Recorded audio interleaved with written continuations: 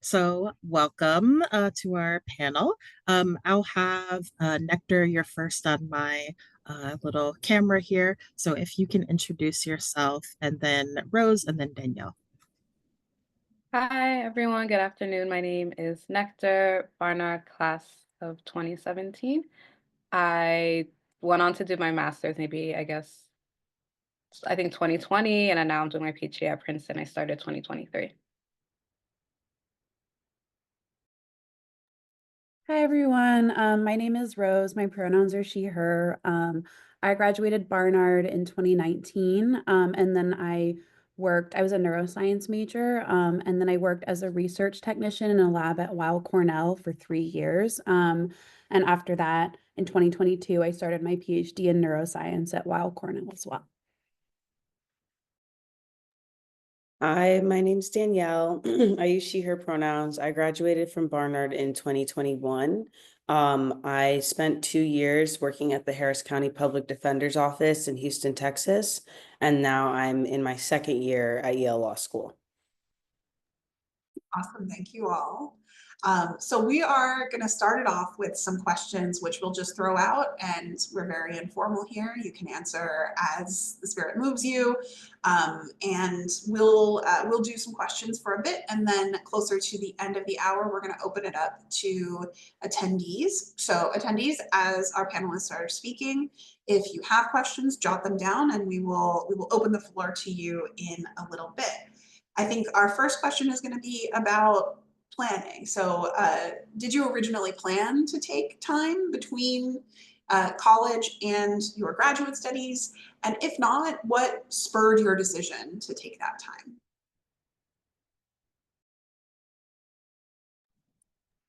I can start. So I actually never planned on going to graduate school at all. My major was art history at Barnard, and I'd interned, I guess, during Barnard at like art galleries and publications, and I kind of felt like I wanted to move into the museum realm, so I figured I would try to get some curatorial jobs, and I would kind of just stay in that and work my way up. But I did a fellowship between the Studio Museum in Harlem and the Museum of Modern Art, so I spent a year at its institution, and while I was there, it became like very evident that um, people wanted curators who had master's degrees. And because I specialize in African art, it became very apparent that you needed to have a PhD. And so my first time around, I applied to PhDs and I didn't get in. So I did the master's first. But I wasn't planning on going back to school at all, which is also, I think it was kind of, for me difficult because like I think my grades reflected that in a certain capacity. And I think also like how I maneuvered at Barnard reflected that, but I think it still worked out because I think of sort of just the opportunities that I had taken while I was at Barnard sort of helped me to make up for maybe some of like the academic things that weren't fully there. I started off my time at Barnard wanting to be pre-med, which I think a lot of people who end up in biomedical sciences start out that way and then realize they do not want to deal with patients, which is what I learned during a summer internship that I did the SRI program for 2 summers. The first summer, I did a more clinical project, and then the second summer I was in Russell Romeo's lab at Barnard. And I realized I liked working in a lab a lot more than I liked doing the more clinical aspects of research. I'm interested in drug addiction and like social determinants of health kind of things. So I was originally also kind of considering doing a master's in public health. But then I kind of realized that I wanted more like research. Like I really just enjoyed doing that. So I think once I decided I didn't want to do the public health master's, I kind of was pretty set on taking a gap year. Like I think with biomedical science PhD programs, it's like very common to take gap years, and like they definitely like that because you learn like so much more when you're working kind of 9 to 5 in a lab than you would during your like kind of 3 hour time periods when you between classes at Barnard. So that was kind of my, I think it maybe wasn't necessarily what I originally intended, but then once I decided I wanted to do a PhD, I definitely wanted to like do a couple years before I started my PhD. Yeah, similarly, I wasn't necessarily planning on going to law school coming into Barnard. I kind of figured out during my sophomore and junior year that I wanted to attend law school. So luckily, because of that, I was able to make choices during those 2 years and my senior year to help with getting into law school. But I knew also that I wanted to take a gap year, especially because of some of the programming that I did. I was part of the CU Women of Color Pre-Law Society, and I feel like that I got to have a lot of great access and mentorship to current lawyers and to people in law school, and almost everyone recommended that I take time off in between. And I would also recommend, if you want to go to law school, taking time off. Even just like thinking about my classmates here at Yale, almost all of them have at least 1 or 2 years in between undergrad. And I do have a couple friends that went straight through and they're doing great, but the majority of folks took time off. So I feel like it's just kind of common to get some experience and life experience to help make law school a bit easier. Thank you all for sharing. So it sounds like everybody was kind of like, didn't go into it, kind of found their way through a gap year. Super interesting. So as you were on your gap time that you didn't know you were taking, besides finding where you wanted to be professionally, academically, were there any other unexpected benefits or some challenges that you encountered during your time on your gap time? I so I graduated Barnard in 2019. So an unexpected challenge I think that most of us experienced was the pandemic. I originally planned on taking 2 years off. So I would have started my grad school applications kind of like 1 year into the job. But with the COVID shutdown, my lab like went entirely like we couldn't do anything. I ended up actually having to like come in weekly to like check on a mouse colony, which sucked, but essential worker me.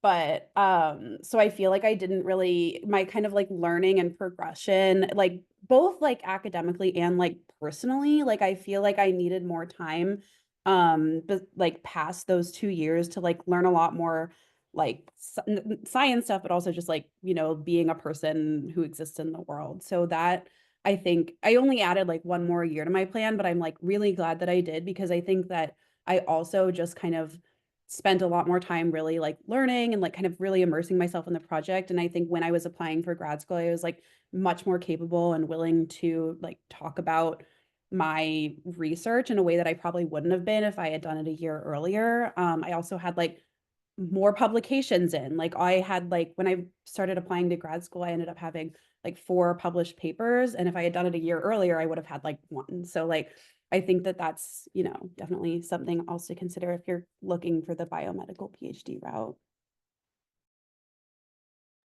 Yeah, I think there was a lot of unexpected, well, kind of expected, but I didn't realize how much of a benefit they would be. So working at the public defender's office, I feel like just exposed me to the law in a way that was like essential for me understanding that I did want to actually go to law school. I feel like that time was kind of a trial period for me to make sure before I spent all this time and money that I actually wanted to do this.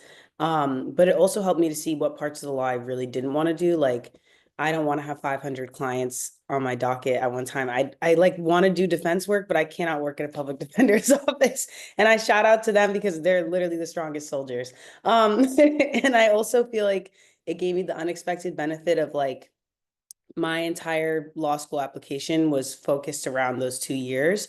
I honestly don't know like what I would have truly written about if I didn't have that experience. I feel like it would have just been like, I care about this and I think it's cool. Whereas then I actually had like real life experience to tie to. So a lot of unexpected benefits for sure. Yes, and I can echo the same sentiments. I think, the program that I did when I left Barnard was a 2-year program, so I knew regardless I had 2 years of my life committed to it. And I think it was nice though, because by the time I did go back to school, when I did my master's, a lot of people had gone straight from undergrad. And in the humanities, right, I think a lot of people tend to do that. But you can definitely tell a difference between people who have worked and people who have not worked, in the sense that the way that you kind of apply your scholarship is just grounded in kind of certain just like real world things. So especially me working in museums and curatorial, like I've interacted with artists in a lot of ways. I've seen what it is to like curate an exhibition from the beginning to the end, things of that sort that sort of help you to not only understand like the research that you're doing, but also see how to disseminate it or share it like with the public. So I think that was always really helpful. And then I will also say that even within, again, because I didn't know I was going to graduate school in any capacity, so nothing was really so much unexpected. But I would say that a benefit to it was just that I think, especially for a PhD within humanities, because it is, you know, you have general ideas of things that you would like to explore and discover, but it is like it's a long process. And I think you don't necessarily always realize that until you're in the middle of it. So I think having time to kind of just ruminate and reflect and build up to it, I think is really productive because like for speaking from where I was, like where I was leaving Barnard 2017, I haven't even encountered the ideas that I'm now engaging with. And so I think that it's been really productive for me to just have more time learning and gaining and taking my time to kind of come into the process. Awesome, thank you all. I think we'll want to come back to the ways that your gap time affected how you approached your application. But before we do that, I want to build a little bit more on reflecting on that time and ask you to tell us about important relationships that you built during those years. Who are, you know, the people who have come into your life as a result of taking that time? I can start. So I was working at the public defender's office, but I was hired through a national program called Partners for Justice. And it's kind of like Teach for America, but for public defender's offices. And we work as quasi social workers in the office and supporting attorneys through their cases. And so some important relationships I was able to form were both with my peers in that national program. So I had this huge network of people who were interested in the criminal legal system, like across the country, and they were all around my age. And it was like, just that whole network has been invaluable. We still keep in touch. Like some of us are in law school, some of us aren't.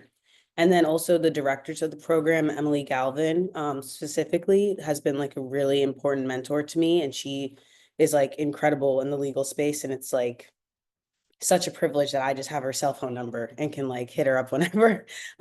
So I feel like that program and the public defender's office in general just helped me to get like really valuable relationships that I hope I will continue to have throughout my legal career. And yeah, same for me. I think again, my fellowship, there was a cohort of 6 of us. We were the second cohort to exist. So it's like my cohort and I are really close. The cohorts kind of before and after we know each other as well. Like there's someone who did the program, like is in the program now, who like is applying to Princeton and like got in. So it's like nice to be able to have that connection.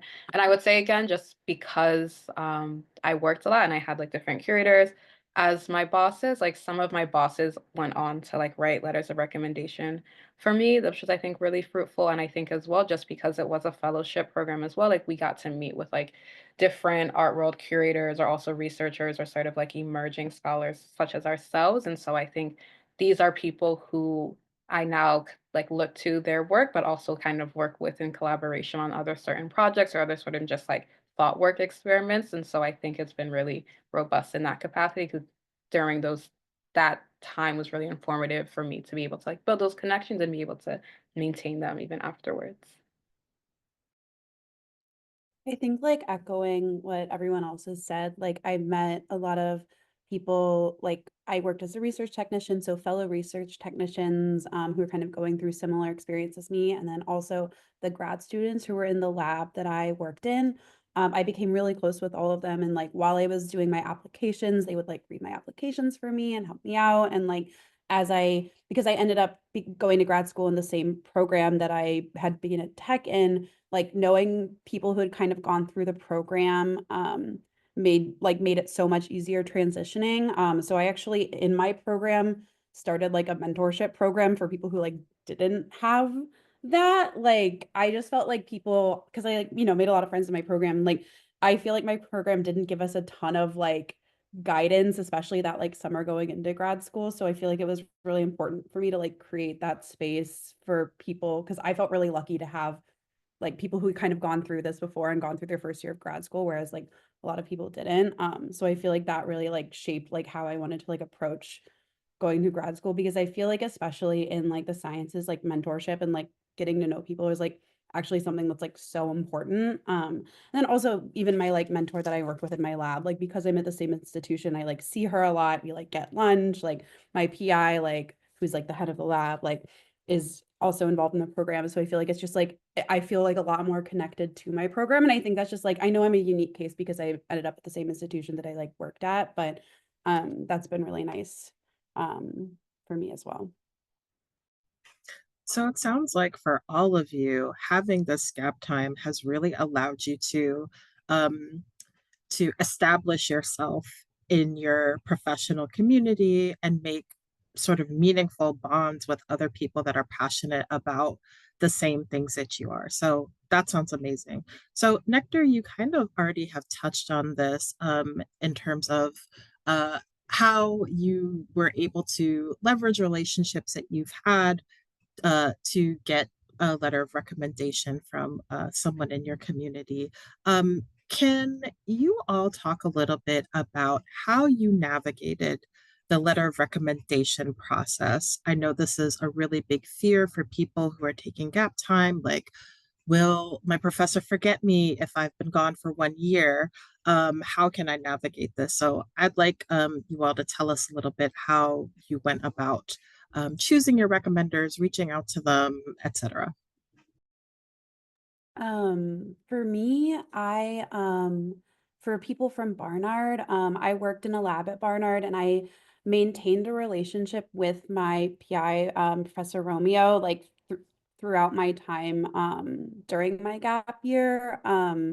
Like I reached out to him like when I actually dog sat for him once. And I reached out to him when I was like thinking about applying, and I was like, hey, just so you know, I'm applying. Like, do you think we can talk and like think about what kinds of programs, because I felt really like connected to him like as my mentor at Barnard. Like we really he was like, I would always kind of come to his office for advice, like and so I kind of maintained that relationship. And then I also asked for a letter of recommendation from my advisor, Dr. Kara Pham, who I worked with a lot. I TA'd for a lot of her classes and I knew her really well, but I kind of lost contact with her. So I was definitely nervous about reaching out again. Just because like I was like, I'm not sure about this, but I think what's important to remember, and I feel like you guys have probably heard this before, but like writing letters of recommendation is part of their job, like that's something that they do. So it shouldn't feel as daunting. I ended up reaching out for her, and we got coffee just because like she lived near where I worked, and it was really nice to like reconnect with her.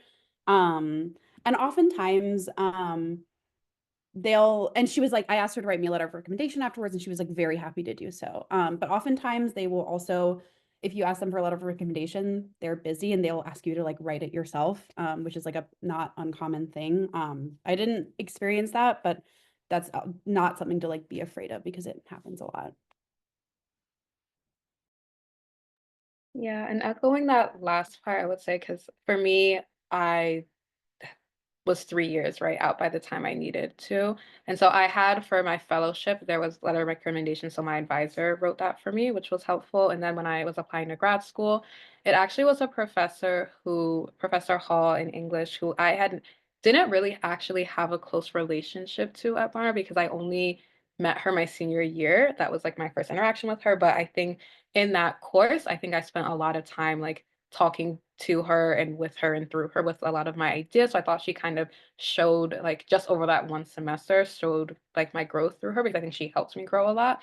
And so when I reached out, she was really very gracious about it. And so I think kind of echoing Rose's point, I never had to write a letter, but I think each professor has their kind of method that they go through. So like my advisor asked me like, okay, like what are the papers that you've written for me? Which courses have you taken with me? Like what have you been doing in between? Like you kind of just set up portfolio, I guess, to kind of send to them so that they have that information available. And I think that is sort of just, I say that to mention, like, if you do take some time, and it is more than like a year or two, just for you to be able to kind of keep those things compiled and together. Because I know, like, after you graduate, things get deleted or you move them. So maybe just keeping some of them so that you do have them down the line, because they definitely will be useful reference points. But again, like, I was 3 years out, maybe had like checked in once or twice just to keep them up to date on myself, or if I saw that they had like published something or got an award, like sending congratulation notes.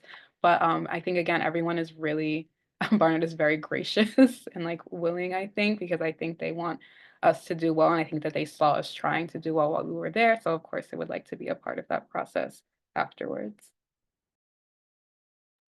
Yeah, just echoing everything that was said. I asked 3 professors at Barnard, well, one at Columbia and 2 at Barnard. And then I asked my employer, like my supervisor at the public defender's office. Most law schools require like 3 letters of recommendation. And I know a lot of schools like prefer professors over employers if you can. But of course, if you've worked for like 5+ years, employers make more sense.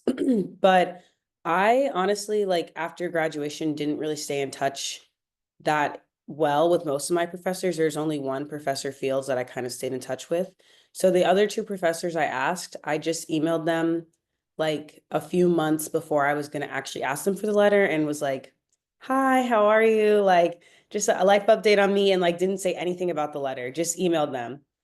And then I emailed them again like a couple months later and was like, hi, like it was so great catching up. Also, would you like to write me a letter of recommendation? And honestly, I was given that advice by like other people who had applied to law school. And I think it works really well because it doesn't seem like super fake, like, and it also isn't like, it's a little bit less of a fear of like having to email like off rip, like, we haven't talked in forever. Can you do this for me? It's like, you're kind of setting it up and they can kind of tell, like, I'm sure she's going to ask me for something soon. So it's like a little softball primer. So I would definitely recommend that if you're feeling nervous. But honestly, I'm going through like the process right now, applying to clerkships of asking for letters. And I feel more nervous here at Yale asking professors, even though I'm still currently here, than I did asking Barnard professors during my gap year after having time off. I don't know if that's like a personal experience or like a reflection of the Barnard culture, but I I felt way more nervous. Like it took me way longer right now to ask professors that I'm currently working with for a letter than it did at Barnard. So hopefully that gives you some peace of mind. Thank you all. I wanna call back to something that Danielle mentioned earlier, the way that your gap time influenced your application. Obviously, it affects your resume, right? But how did that time affect the way that you actually prepared your application, including your approach to a personal statement, if you wrote one, or a statement of purpose, depending on the requirements of your program?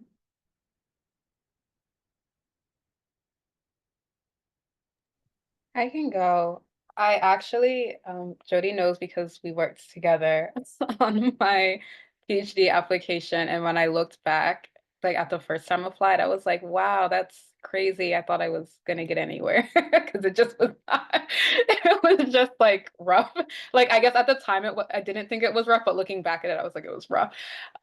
Because I think that there again was just so much that I learned. And so I would say too for like humanities people, because I think, oftentimes like most people in my cohort do have their master's before getting their PhD. It's rare for someone to come in straight from undergrad, but there are definitely people that are there, but I would say that they work really hard and they're very exceptional cases. So I wouldn't be like deterred if your first time out doesn't happen. But I do say that I think the master's is an interesting thing because in like full transparency, I think it's like I don't even know how to say this in like I'm trying to say that in like a very cordial way, but it's like a fluffy it's like a fluffy undergraduate degree. If you're doing like in an art history or in like in literature or something, like it's not depending on like where you go or what the system is, just because it's only 2 years, there is really only so much time you have for like rigorous analysis on your independent work. Like by the time like you're writing classes as you're writing your master's thesis. So you don't necessarily get as much space as you would necessarily like. Even like me, who had a fellowship, like I went to the Smithsonian, I did research there, but it still was like very condensed. So I will say that having extra time, again, literally to just gather and learn, because there is so much I think that needs to be gathered and learned, is really fruitful. And I think, again, being in the real world is just a tremendous thing. I think that, like, obviously, like, you undergraduate experience is different for everybody, but it is to some extent partially like why it works is because like you're sheltered a little bit, right? Like even if you have to work, even if you're doing internships and jobs and like trying to like help pay your own tuition, you still kind of have these built-in infrastructures for you. And I think when you leave Barnard and you have to experience that, you learn a lot by like how you navigate and what actually is important for you in terms of like the ways you want to navigate. And I would say that for like your personal statement, your research statements, all of those experiences and like learning how you do things and how to articulate them becomes really incredibly valuable. Yeah, like I had mentioned, my entire personal statement, I wrote about my experience at the public defender's office. Um, and I feel like with law school, it can kind of go either way when it comes to personal statements. Like some people's are incredibly personal about like their life experiences and their childhood. And I was given the advice either through my program or on some law school podcast. I can't remember, but it was like you should think about past, present, and future and like show what in your past. And maybe Jody, you told me this too. I don't remember. Yeah. I was like, someone told me this, but it was like, think about your past. Definitely me. Yeah. It's like, think about your past, like what even drew you to thinking about law school in the first place. Then your present, like what you're currently doing to help get you into law school, and then what you hope to do with your law degree. And so my personal statement, I didn't really talk about like my family or anything like that as much, just because I wanted to keep it a bit more professional. And so, but I was able to talk about my personal experiences working in the legal field. So I think that, having that experience, like I'm not even sure what I would have written about if I didn't have that experience. So I think it's really helpful for the application. And I think it's helpful once you get into school as well to just have that experience. Yeah, I think like echoing what Danielle said, even though we're obviously in very different programs, it's very similar to me where I think that the personal statement does kind of go two routes where it's either like very personal or like you're kind of talking about like what you did in the lab. And I was also kind of given advice to more focus on like how you are as a scientist. And that like I think like the first paragraph was kind of like, oh, here's like what I'm, what started my interest, blah, blah, blah. But then, um, I kind of talked more about my like research experiences. And I think that like good advice that I got when I was writing my personal statement was more like they don't want you to like just tell what you did. They want to tell like why you did it, like scientifically. And they want to see not you thinking like, like a research technician, which is what my job was, but like as a scientist, And I think that like during my gap time, I think really learned how to think more like a scientist. Like I think beforehand I was kind of like, okay, like I did a thesis project at Barnard in my major. But I think that you really do kind of learn like why you're doing what you're doing. And like I think that that's what the grad schools like to see. I think similarly to Danielle, I would have had a lot less to write about if I didn't take time off. Like I obviously wrote about my time at Barnard because I think that like, I don't know how they still structure their neuroscience thesis, but at the time everyone had to do a thesis, everyone had to present it. And I think that's a really valuable experience that you could talk about, like seeing a project through from like beginning to end, being able to talk about it and doing a presentation on it. But and I think that's very valuable, but I think that I, had a lot more to talk about after my like at that point when I was writing it was 2 years working in a lab. So I want to continue on our conversation about the application. And I want to know sort of logistically how you balanced working full time or, whatever amount of hours you're working, preparing your application, and then specifically if you had to take a standardized test, How did you manage that? Danielle, I see a very big smile. I think you want to talk first. I hate the LSAT so much. Like, I think I, I think that there's some benefits to it, but I think it's honestly one of the like stupidest things ever. And I really do feel bad. Like, I really feel for anyone who has to take it. You have to just, it's like a hazing ritual. So I'm so sorry. But studying for the LSAT while working 40 hours a week and dealing with very emotional events and people was it was definitely one of the harder time periods of my life. I think I am really glad that I had a therapist during that time because I was feeling stress in ways that I hadn't felt stress before at Barnard. Um, but I think you have to just like be able to figure out a way to work with your supervisors and then also like understand that you're going to have to give some things up in life like during that time period, and it's not forever, it's just a season, and like remembering that it's just a season of your life and like sometimes you just have to keep going through it is really important. So it was not easy like dealing with that. I think the actual application part and not the test was much easier to balance because like writing your personal statement, all of those things you can like dedicate a couple hours every week and you should be okay.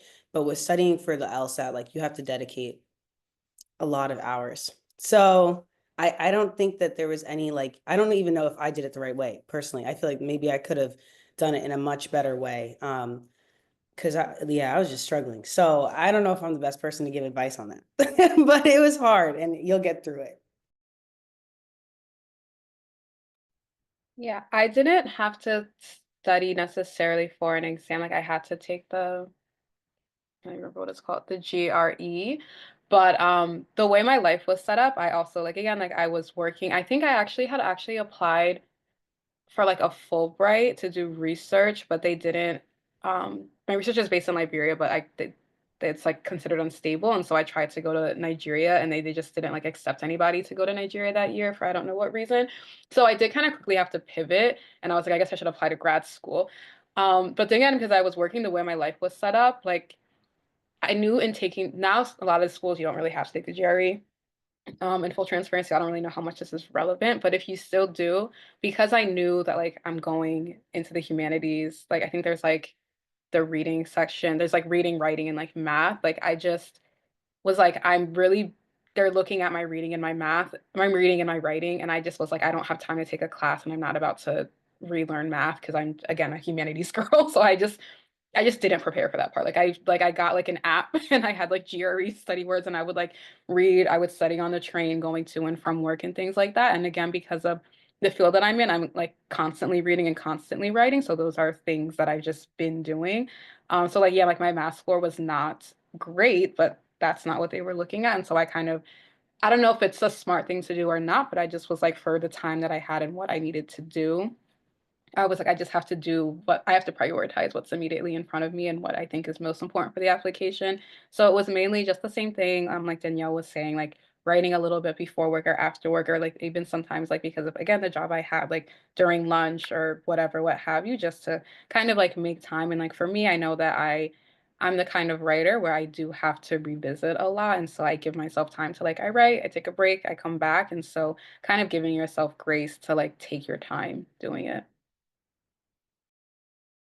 I always make like a joke. I don't know if it's a joke, but like I scheduled and canceled and pushed back the GRE like so many times. Like, because I originally was thinking about taking it like during college, like because I was thinking about doing a master's in public health. And then I was like, oh no, like I'm not going to do it now. Like I'll do it again, when I'm thinking about applying to grad school. So then I scheduled it for like April 2020.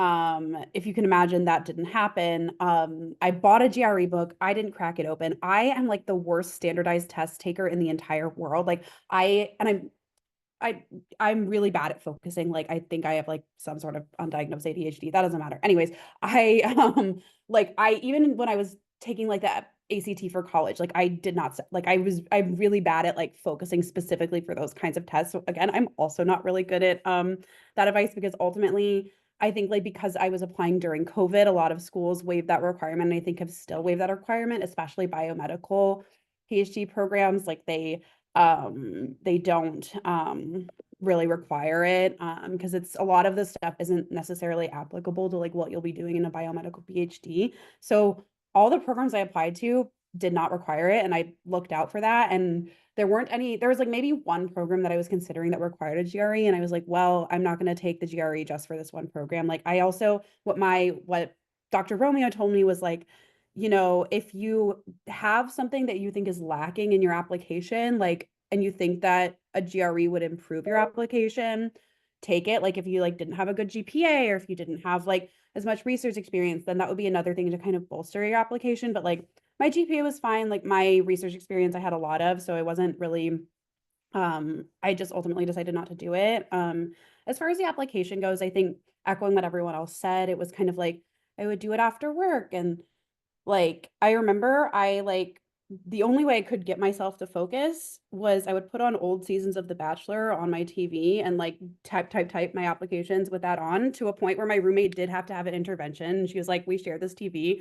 I don't want to watch an old season of The Bachelor. Like, can you not do that? And I was like, fine. And then I, did it at coffee shops and stuff like that. But yeah, I think it's just like balancing your time and like knowing that it's like, limited, and maybe putting on a TV show in the privacy of your own bedroom and not in your shared living room to like force you to focus. Mine was old episodes of Law and Order when I was writing my dissertation.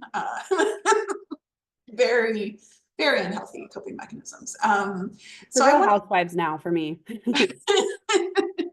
What's your franchise? I love New York and Salt Lake City, and I'm currently watching Beverly Hills. But I love so Okay, many it's of them. New a lot of Jersey. upheaval in Beverly Hills right now. Yeah, yeah. Okay. one of the areas of pop culture where Joby and I diverge.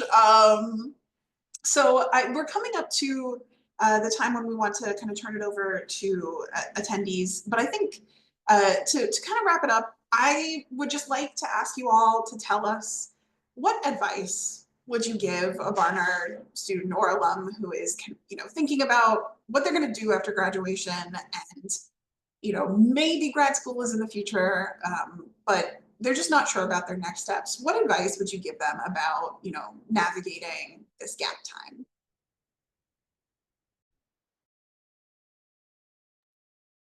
I would say that maybe the biggest thing you can do is kind of just try to like put your life in perspective. When you are graduating from Barnard, you obviously have been through a lot and done a lot, but you are still a very young person and you have your whole life ahead of you. And I think that, I mean, even like me, like I'm technically a millennial, and so I think you guys are like Gen Z or something. So like I would say like, and like my little sister, she's 2 years younger than me, and like I can just already see the difference between the two of us, just that couple years difference.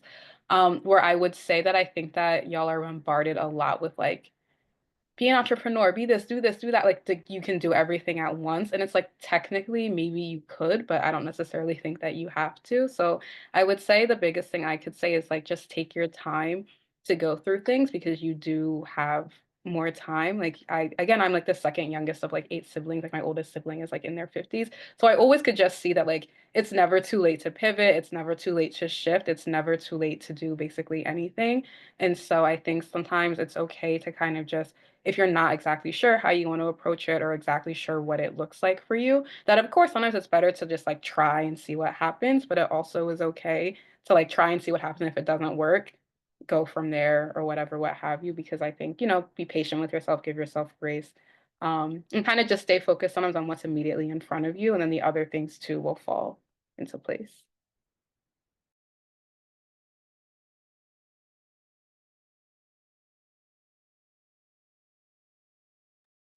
Yeah, I think that if you are, if you are, I guess I'm speaking specifically to people who are interested in science. I think that if you have the means, like definitely take the time if you can. I think there's a lot of I think that, you know, taking a job as a research technician, that's what I did. You do not get paid a lot of money. And also if you have like, like student loans to keep up with, like that's definitely something to consider. But because like, if you go to grad school, you can defer your student loan payments, things like that. So it's definitely like you kind of have to weigh the benefits, but in my position, I'm really glad that I did it. Like, I feel like I learned a lot more about myself. I learned a lot more about like what I wanted in like a research lab in the future, and like what I was really interested in. Like, I feel like I was really able to like articulate things way better than I would have if I had gone straight through. And I think I ended up in like a different place than maybe I would have like had I gone straight through. I think that it's, you know, you just kind of, I feel like you know yourself, you know, a lot more when you get older because you've spent more years with yourself, I guess. And so I think that like if you have the means, like I think it's definitely something you should do. I think that, you know, I started grad school when I was 26, so I'm going to be like 32, 33 when I finish my PhD. And I was like, oh my God, I'll be so, you know, but, you know, I feel like we think that like everything happens in your 20s, but I think as Nectar was saying that like it's good to take time with yourself. And I try not to think about my friend who graduated the same year as me and started in the same program right after we graduated who has a PhD now. But in general, I think it's better to like take your time and like really like get to know yourself and like what you want to do. Yeah, I echo everything that was said. And I'll just say specifically for law school, I think that if I didn't take time off, I wouldn't be at Yale. Like I can say that 100%. I probably would have gone into law school. I just don't know if I would be as happy as my placement as I am now. I also think law school would have been like 10 times more difficult. I think I wouldn't have had the same perspective and ability to kind of like not catastrophize everything that I see some of my peers who didn't take time off do. Because law school is really stressful, but it's also important to remember like the stakes are so low compared to when you're working with people who's like every day I was working with people who were literally fighting for their life, like to not be in prison. Like, so every time I'm not doing well here, I'm like, I have my freedom. Like, you know what I mean? And it's funny, but it's not. Like, it's like serious. Like, I really don't need to be as stressed as I am. So I think having that experience really helped. Um, so I would just say if you can, like, of course, like Rose said, like there's financial considerations, there's familial considerations. It might make sense to just go straight through, but I would like highly, highly recommend taking the time off and doing something to figure out if this is actually what you want to do, because it's a lot of money and a lot of time. And you do not want to get here and realize like halfway through, like, I actually don't want to be a lawyer. Like, you should figure that out before you're in law school. Because I have some friends who are figuring out that they might not want to be, and it's like, don't waste your time and money. So definitely take the time off, is my advice. All right. Thank you all for that sage wisdom. Now we have some time for the audience to go ahead, unmute yourself. You can raise your little hand, unmute yourself, and ask your question. Olivia, go ahead. Hey everyone, thank you so much for taking the time to speak with us today. This was so helpful. Also, apologies for being a little tardy. I was finishing up a tour of Barnard, which is what I was doing before. But this question is specifically for Miss Danielle because I'm pre-law, I'm a senior who knows I want to take time off. I've known this. I think there's so many benefits to it. I definitely echo everything about the LSAT as someone who started studying summer going into senior year and studied all of last semester and then sat for the exam. And I think definitely will be studying again in my 2 years or one in between. So just to hear you say that stuff about the exam as someone who's on the other side and in an amazing law school felt very affirming. But my question for you, Danielle, was how did you decide, when you knew you want to take this time off, where you wanted to be, what you wanted to be doing? Obviously, your 2 years were instrumental in not just your personal statement, but in like your experiences, I'm sure, and like shaping perhaps even like what you want to do in the future. So as someone that, I've been applying to things and sometimes I get in my head like, what can I apply to that'll like make me stand out as a candidate? Everyone does the paralegaling or kind of stuff. So what was kind of your thought process in thinking like, what do I want to do in between? And how was that job application search for you? Because for me, it's definitely been really hard. Yeah, so I was applying to jobs like during COVID because I graduated 2021. So me and my friends would actually have like Zoom sessions and we would just like sit and look for applications and I'd be applying to the most random jobs. Like I applied to, I'm not joking, like 50 different jobs and I got rejected by like 45 different jobs. So it was a lot and it was a bit degrading to be completely honest. It was a lot of rejection. But I was just looking for jobs that were even like tangentially related to the legal field. I knew I was interested in the criminal legal system and doing something related possibly to public defense. So I was really trying to narrow my focus on that. But I have a lot of friends here who were paralegals, and honestly, sometimes I'm envious of them because my work was much more on the social side, like social work side of the legal field. And like we were working with lawyers, but our day-to-day job wasn't necessarily like inherently legal. Whereas my friends who were paralegals just kind of like, especially for civil procedure, just like really knew stuff already because they were like doing the legal work in their jobs. So even though it's like everyone's a paralegal. I think it actually, those types of roles can show law schools like you really know what is going on. So I wouldn't shy away from roles that like you think everyone's doing. Because it's kind of like there's a reason why. Like being a paralegal is really helpful for law school. But I also have friends who like did completely random things, like they were teachers or friends who worked like there's one person here who was like a professional like sports player and like things like that. Like you can people who are in bands before like those things are also really cool. So if you have other passions that aren't legal, I think it's also worth exploring those too during your gap year. Just to make sure, maybe this isn't like make sure that might be what you really want to do. So that I'm a big believer, like don't go to law school. Like I support going to law school, but like there's so many people who go to law school who didn't need to go to law school. They could have done so many other things and they went to law school because they felt like they didn't know what else to do. It seems like you really know like that you've been wanting to do this, but I just think it's really important to like really sit with yourself and be like, is this actually what I want to do? So whatever job lets you do that, I think is. And don't feel degraded if you get rejected by 45 places like me. It's okay. You'll get in somewhere. I Thank you also so want to much. Sorry, I also want to give a plug. Olivia is the president of the Athena Pre-Law Society. So they have tons of really great events going on this semester. I don't know if you have like a social media link or something that you want to pop into the chat. If there are other pre-law folks, they should be checking them out. All right. So there's a question in the chat. Another one for you, Danielle. I was wondering if you could speak more about the program you participated in. Would you recommend it? What, if anything, would you say distinguishes this experience from other public interest paralegal type positions? Yeah, so the program I was in is called Partners for Justice. I'm pretty sure it's now in like when I started, there was only like 6 offices that they partnered with. Now I think they might partner with like almost 20 or something. So there's a lot of options and like different places you can apply to across the country.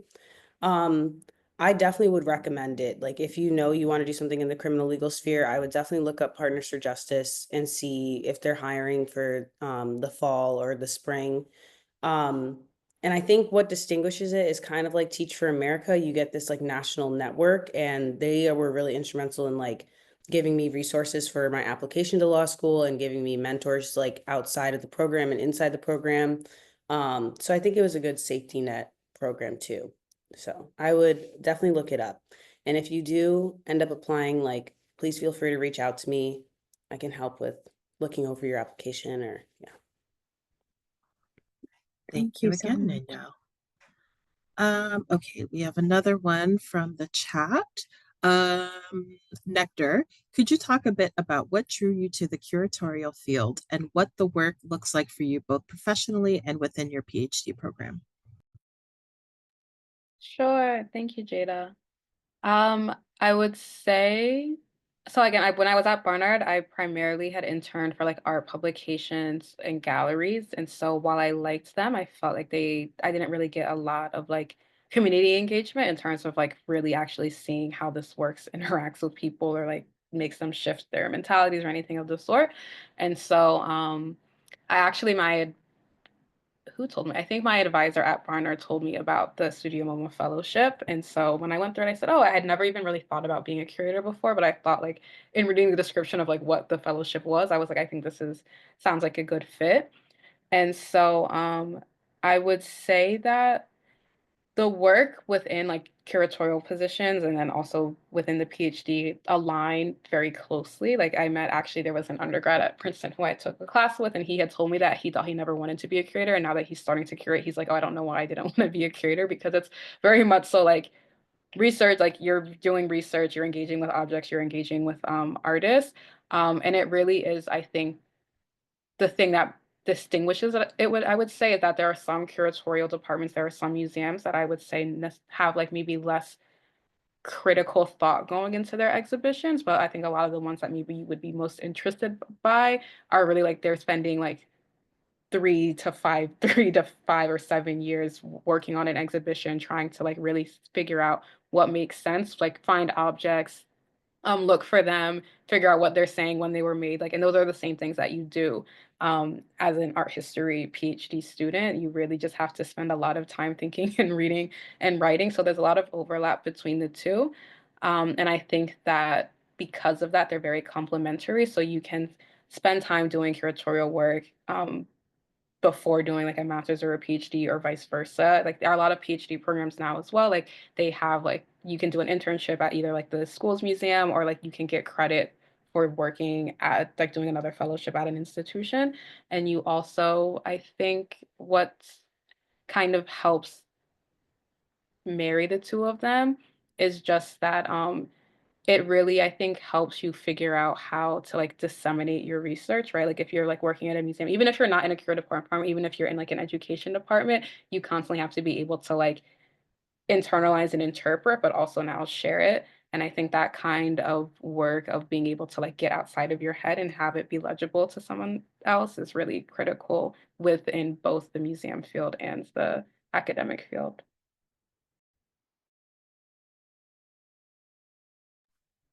Thank you so much, Nectar. I think we have time for one more question. Does anybody have another question? Kira, go ahead and unmute yourself. Hi, thanks so much for all this. It's been really helpful. This is specifically for Rose. I'm also a neuroscience major, and I want to take a gap year, and I wanted to look for a research tech, research assistant position. As we are probably all aware, it's like a really bad time to be like going into science, especially going into like entry level like research tech position. I work in Professor Bauer's lab, but and I've been doing it for 2 years, but even with that, it's like very bad. And so don't know if you know the answer, just like wanted your thoughts and opinions on like because it's so hard to find a lab right now, like I really wanted to find a tech position. If that's like just not available, is there like a benefit to like going home and volunteering in a lab just to get more? Because I just don't know what I want to do or what I want to research. So like that's why I wanted to do it. Or like, should I just find a job, any science related job? I'm hearing a lot of conflicting things from my friends, but like my fear is that like if I totally leave research, it'll be hard to get back into research. So just like any thoughts or advice on finding a lab? Yeah, I do not envy you. I mean, it is a really awful time for everyone everywhere in the world. It is an awful time to be a grad student. It is an awful time to be a professor. Like, I feel like it's an awful time to be a Barnard and Columbia student. My God. But it's yeah, I think that I definitely wouldn't give up on trying to find tech positions. Like I'm sure, like I literally when I was applying, emailed so many people, and then I ended up like, like I mean, maybe I'm a Nepo baby, but like Dr. Romeo, like one of his former students was like leaving her tech job and they were looking to replace her. But like what I will also say is that like people really need techs. Like labs do not function without them. So like I wouldn't lose all hope on that. I think that it's you can also like I know somebody who like worked at Regeneron for 2 years, which is like a bio whatever tech whatever, worked at Regeneron for 2 years and then started the PhD. So it's also not like you know, entirely, you know, you have to be a tech to like go to grad school. Like I think there's other avenues to do it. Um it's um so it's like I wouldn't like, you know, I think it kind of depends on like where, like if you're okay going home and volunteering, maybe that's like an avenue to like look at. I wouldn't like totally step away from science, but also it's like if you like need a job, you get a job. And I think that you can be able to spin whatever experience into a personal statement, into writing for grad school. Like I think it's like not the end of the world. Like you spend 2 years working in Dr. Bauer's lab, you probably did a thesis. Like that's still a ton of stuff to like talk about and write about. So like I wouldn't like totally feel like totally dejected because you've still accomplished a lot. But I think it's like you, you know, it's I am sorry to like not give like a super clear answer, but I think that like any path that you like choose to go on, it's not like you need to have one direct path to like getting a PhD. Um, and you know, I think it's like you kind of just have to do what's best for you and like it'll work out, you know? All right. I think that is a great note to end on. Do what's best for you, and hopefully things will work out. I want to thank all of our panelists for being here today. I want to thank everybody who came, who asked a question. I also want to go ahead and plug Beyond Barnard. As you're figuring out these questions, we're happy to help you with that. We have appointments all the time, so hope to see you there. Thanks again, everybody.